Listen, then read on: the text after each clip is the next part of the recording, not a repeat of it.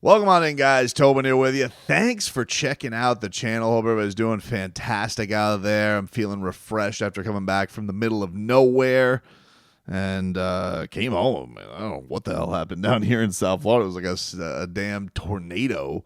There's just like branches all over the place. I was like, was there a hurricane? Did I miss a hurricane while I was gone?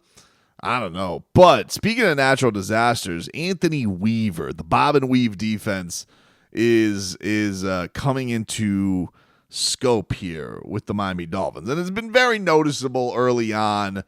I think probably most vocal amongst it is Jalen Ramsey, where, I mean, look, this team last year, and I would say especially the secondary, because those are basically the pieces that are still here.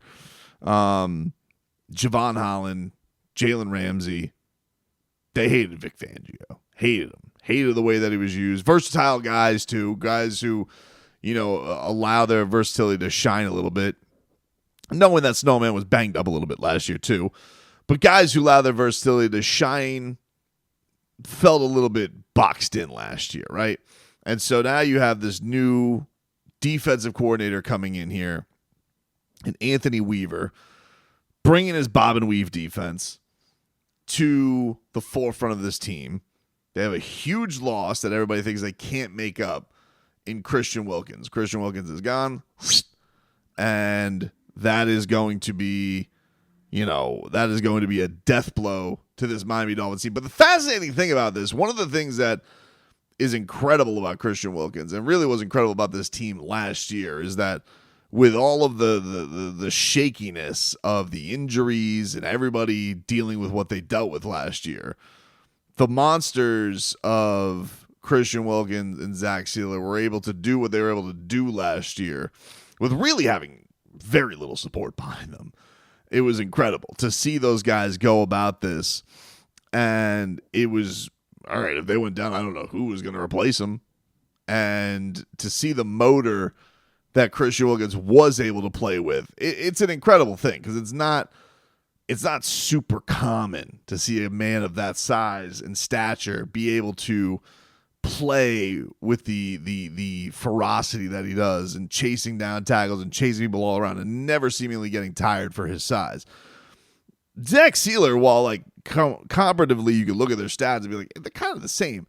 Zach Seiler is a monster. Maybe my favorite player on the defense. Seiler it on up.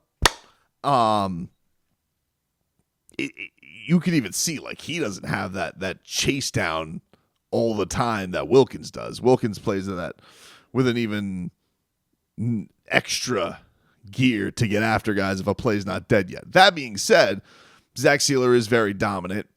Could be an interesting year for him where he's going to have, in the early goings, maybe a lot of people gearing in on him because he's going to be the known quantity on this defense. But it was interesting hearing Anthony Weaver speak to the media this week, and he had an impression on how he wants to use his defensive line that has gotten a bit of a makeover. It's going to have some young bucks in there, of course, in the pass running position, but they brought in a lot of new faces to put next to Zach Seiler to get to know. And he says that there's going to be a method with all this rotating guys in and out and keeping them fresher. Yeah, it's kind of like the tsunami approach, right? I'm half Samoan. I lived in Hawaii for a little while, and they always say like the first wave of the tsunami does damage, but the second wave does the most damage. So for me, like sometimes people get overly concerned about who's starting the football games. That means nothing to me. I want to know who's finishing the football games, and I think you have your best chance at finishing football games when guys are fresh. All right, you can't do that at every position, but particularly when there's bigs out there running around in this heat. You're going to want to rotate them a little bit. Wow. The second wave of the tsunami is always strongest. Wow. All right, so maybe I got to go from bob and weave defense to the tsunami defense. I don't know. Has that been used? That feels like it would have been used by somebody by now. The tsunami defense. Second wave tsunami. Which is always, everybody knows, bigger than the first. We all know that. We all know that. I might have to think about this. I wasn't prepared for this. I wasn't prepared for Anthony Weaver to drop just gems like that in the early going, because I was used to last year with Vic Fangio just being like, man, like, what? Vic, what do you think about Cam Smith? Well, tapioca. Man. Oh, all right. Fangs up, dude. Whatever you say. Tried to make something out of nothing with that. I don't know what to tell you. Tried to make it cool. Fangs up. I don't know what the hell I was thinking. Tsunami defense. Way better, dude. Right there with the bob and weave. Not really sure where I want to go with this, huh? He also revealed he's doing a thing with his coaching staff to get to know the staff with all the forces coming together. And this was good. I mean, this is a leader right here. Because what are you gonna do with Vic Fangio? You gonna have a community shuffleboard game? You're gonna play some gin rummy. The old love gin rummy. So like I don't know what the old were doing. Like what are you gonna do with Vic Fangio as a bonding thing last year? Hey, Sam Addison, come here, watch Blue Bloods with me. Love Blue Bloods. So Anthony Weaver, he is having staff pick up basketball games. Love the staff, right? And I think our players feed off just our collaboration and the way that we work together. One, we do play staff basketball every Tuesday and Thursday, so if anybody's interested in looking at a very non-athletic basketball game that looks like a 40-plus and over league, you can come watch us on Tuesday and Thursday. It's pretty ugly. Had the wrong year with Hard Knocks, man. We're missing out on this. I mean, it's a shame. It's a shame. Yeah, the wives are not happy with us right now because we all come home with injuries.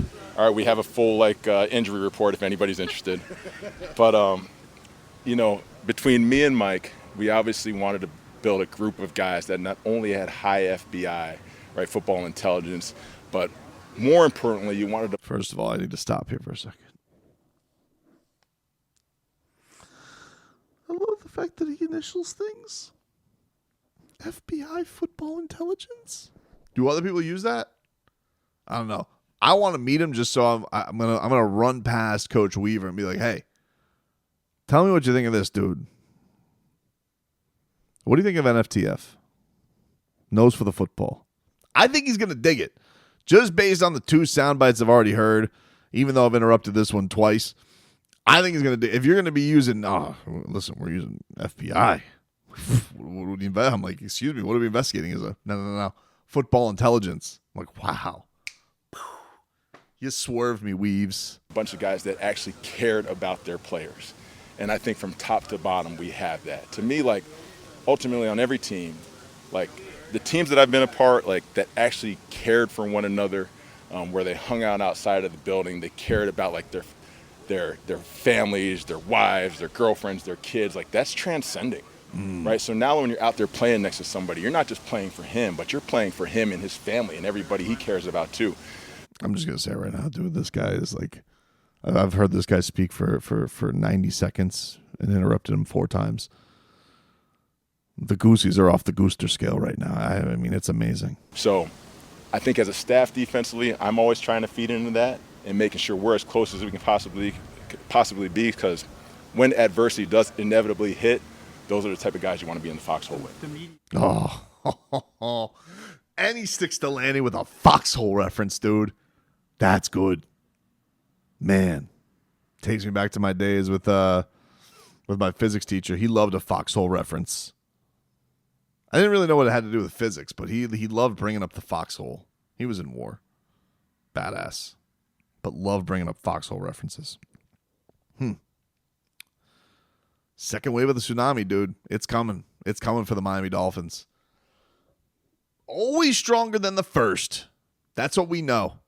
And so, what are we doing here? Worrying about Christian Wilkins being gone just because he loved football and was a menace. He can be replaced. At least we'll have a positive attitude about it.